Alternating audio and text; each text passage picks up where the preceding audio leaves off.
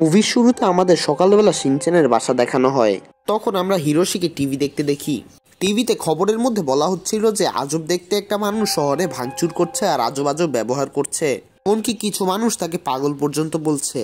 স্থানীয় মানুষ এটাও বলছে সে একটা সিরিয়াল কিলারও হতে পারে।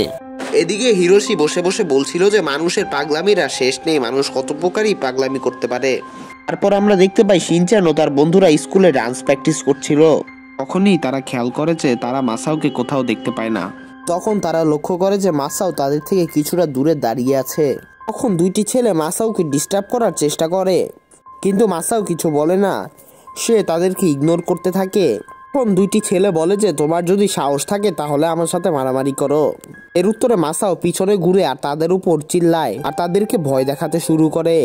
তখনই মাসাও তাদেরকে মারার জন্য এগিয়ে যায় আর তাদেরকে কুংফু মুভস দেখাতে শুরু করে। আর তাকে দেখে একটা কুংফু মাস্টারের মতো লাগছিল। এসব দেখে সেই দুটি ছেলে পালিয়ে যায়।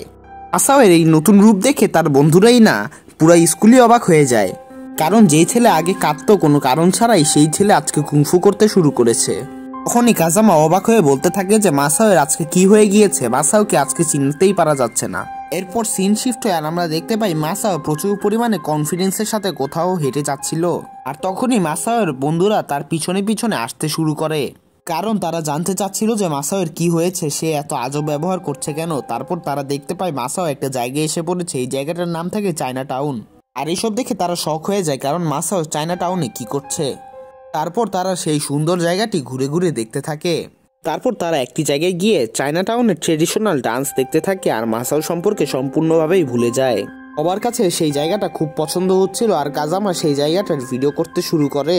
তখনই বো দৌড়াতে দৌড়াতে আসে, সে বলে যে আমি মাসাওকে ওখানে যেতে দেখেছি। তারপর সব বন্ধুরা মিলে বইয়ের পিছন পিছন যেতে শুরু করে, কিন্তু অনেকক্ষণ খোঁজাখুঁজির পরেও তারা মাসাওকে কোথাও খুঁজে পায় না আর তারা খুব ক্লান্ত হয়ে যায়। তারপর তারা নিরাশ হয়ে বাসায় যেতেই নিয়েছিল, তখনই তারা একটা দেয়াল দেখতে পায় আর দেয়ালের ওই পারে মাসাওয়ের শব্দ শুনতে পায়। তখনই শিনচ্যান লাফিয়ে সেই দেয়ালটার উপরে উঠে যায় আর সে দেখতে পায় যে মাসাও একটা জায়গার ভিতরে দাঁড়িয়ে কুংফুর প্র্যাকটিস করছিল। মাসাও কুংফুর প্র্যাকটিস করছিল, সে সময়ই শিনচ্যান মাসাও বলে ডাক দেয় আর মাসাওয়ের কনসেন্ট্রেশন ভেঙে যায়, যার কারণে তার মাথা থেকে সেই বাটিটা পড়ে যায়।